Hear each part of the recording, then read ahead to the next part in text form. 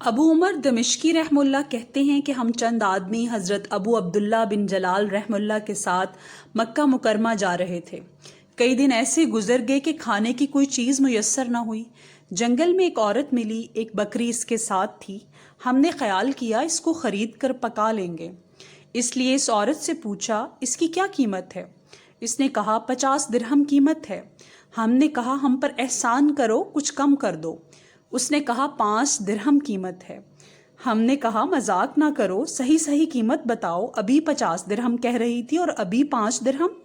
اس عورت نے کہا واللہ مذاق نہیں کرتی، تم نے کہا احسان کرو، کاش مجھے اس پر قدرت ہوتی کہ میں کچھ بھی قیمت اس کی نہ لیتی، لیکن میں بھی مجبور ہوں، اس لیے 5 بھی بمجبوری کہہ رہی ہوں۔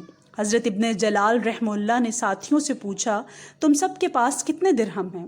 سب کا مجموعہ 600 درہم ہوا۔ ابن جلال نے فرمایا یہ سب اس کو دے دو اور بکری بھی اس کے پاس رہنے دو۔